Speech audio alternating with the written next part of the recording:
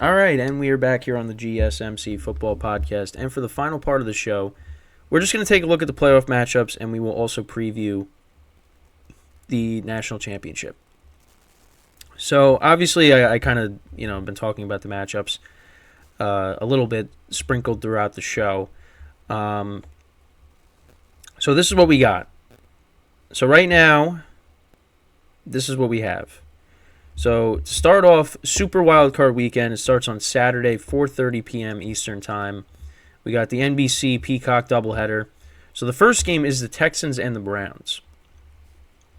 Now, these teams literally just played each other not too long ago. But that was without C.J. Stroud. Now you're going to have Stroud for this game, and they will be going up against a really good defense in the Browns and Joe Flacco. And that game is one of the best games of the weekend, in my opinion. Especially now when you have Stroud playing in this game. I'm excited. Because these teams could give, the higher seeds a problem. Because the Browns with their defense and, Joe Flacco with his playoff experience and how he's played, since he's taken over as the starting quarterback for the Browns, with the weapons that they have. I mean, David Njoku has been unbelievable since Flacco's taken over.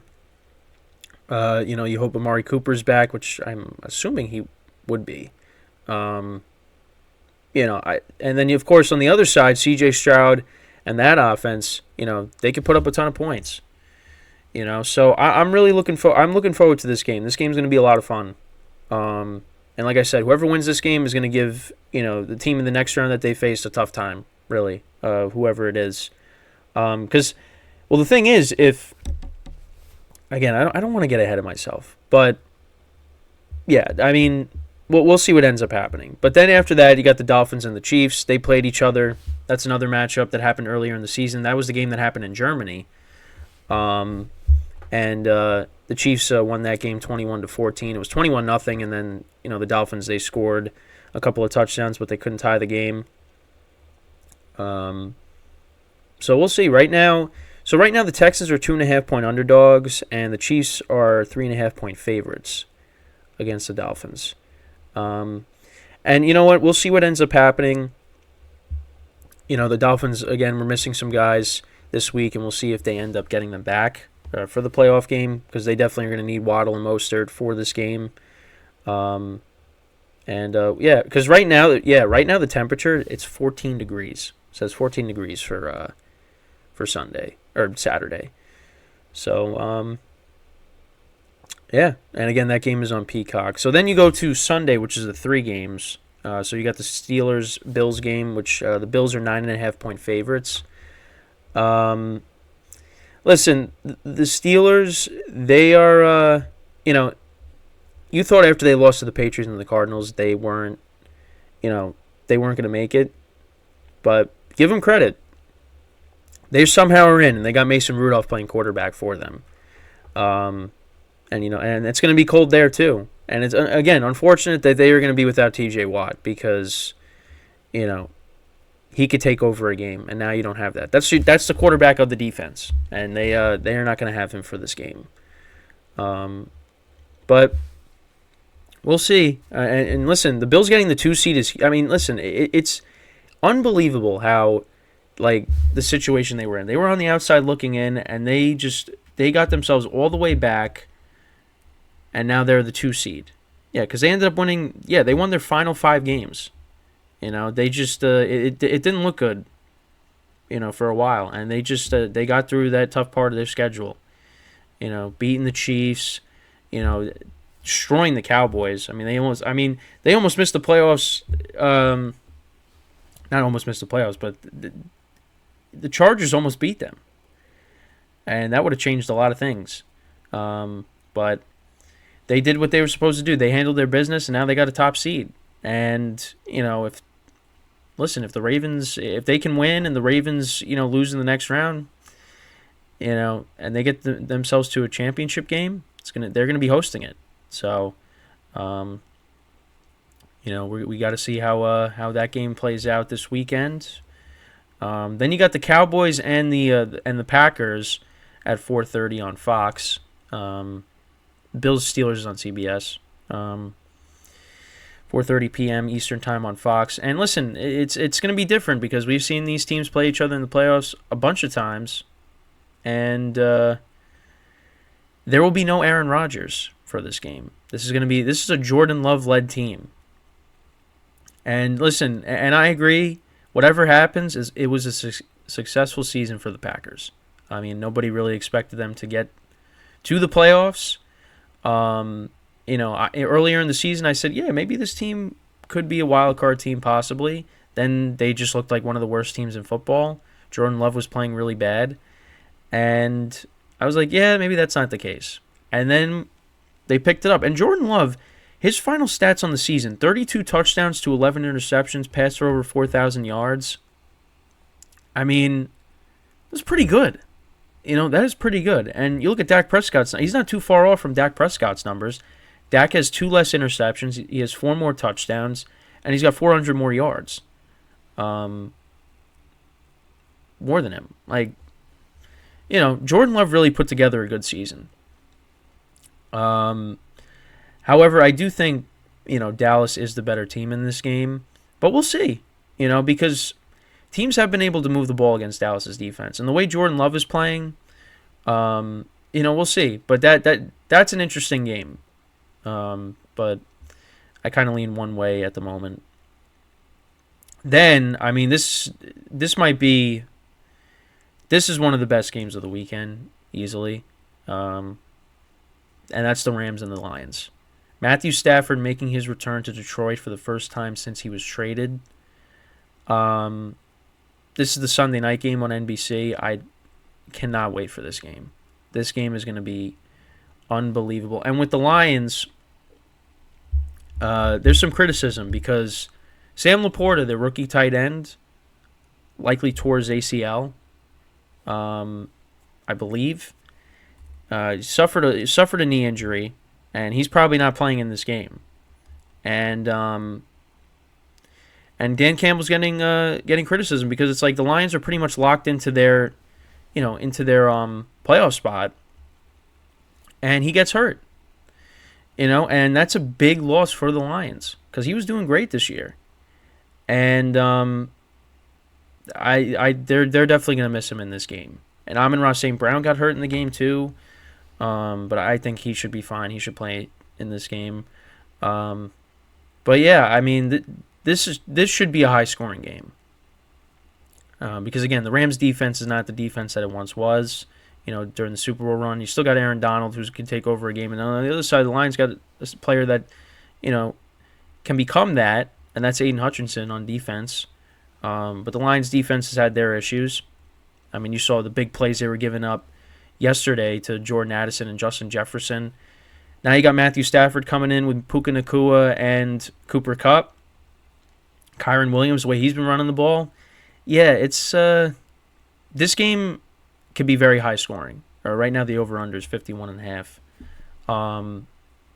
Yeah, I can't wait for this game. But it's just crazy how the Lions, they're hosting a playoff game for the first time in years, and it's against a guy that was on your team for a long time, your quarterback, and that's Matthew Stafford. And Jared Goff's playing his former team in the playoffs too. So we'll see how that game goes. But that game, one of the best games of the weekend. And then to cap it off, you got Monday, you got the Eagles and the Bucks, which they played earlier in the year, and that was, what was the final score? What was it, 26-11, I think? It was like a weird score. 25-11 was the score in that game. But yeah, I mean, the Bucks, last 2 weeks, their offense has struggled. I mean, before that, Baker Mayfield was playing really well. And the Eagles, I mean, their defense has looked terrible for weeks now. So, we'll see what ends up happening. But those are your games for the weekend. So let me know what you guys think. Which games are you most excited for? All right, so now let's get into final 5 minutes here. Let's get into the national championship. So you got Michigan and Washington. Now, one of the things that I heard is, Washington's offensive line against, Michigan's pass rush. And we saw Michael Penix have a really good playoff game against Texas, throwing for over 400 yards, 2 touchdowns, no interceptions. Michigan last week, I mean, Milroe didn't throw for a ton of yards. I mean, they were doing a lot. Alabama was doing a lot of design runs with him. It's going to be different now with Michael Penix. So that's going to be the fascinating matchup going into this game. Right now, Washington is a 5-point underdog. I think. How did it start out? It started as so it started at 4.5, went up to 5. The public bet, 63% are going with Washington, 37% are going with Michigan. But yeah, this is a legacy game for Jim Harbaugh. I saw that there's potential that he could go back to the NFL. After this year, so we'll see. Both teams are coming in also at 14-0. Michigan obviously was the 1 seed. Washington was the 2. We look at the league rankings. Washington actually was the number 1 team when it came to passing yards per game.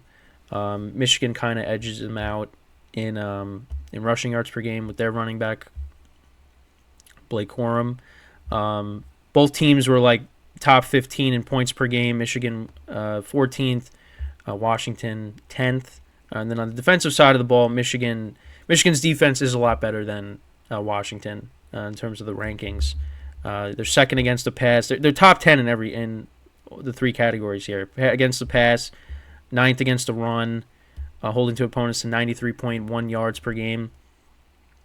And then points allowed, they're first. They're giving up an average of 10.2.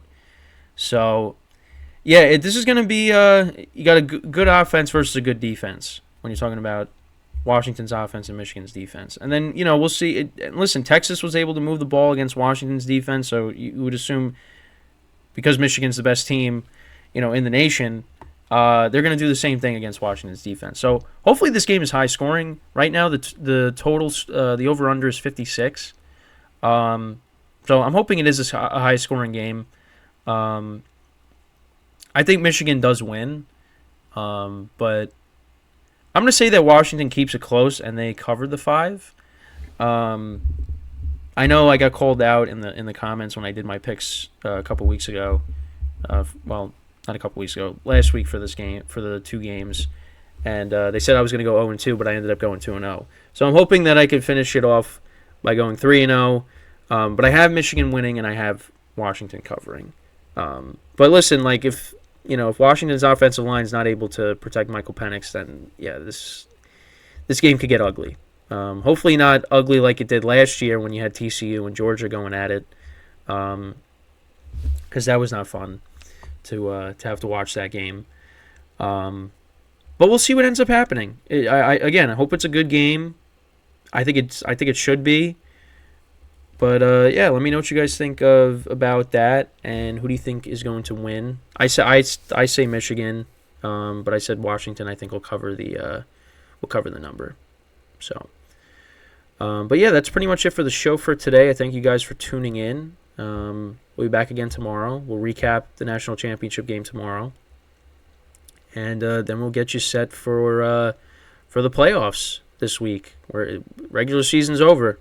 So that is what we will. That's what we'll start doing. We did it a little bit by looking at the matchups, but we will get more into that during the week. And yeah, so once again, thank you guys for tuning in. That's all the time that we have for today. Again, we'll be back again tomorrow, 11 a.m. or not 11 a.m. That was the old time, 10:30 a.m. Eastern time. So until then, I'm Kenneth Gruenfelder signing off from the GSMC Football Podcast, brought to you by the GSMC Sports Network. Have a good day, and I will see you guys tomorrow. Take care.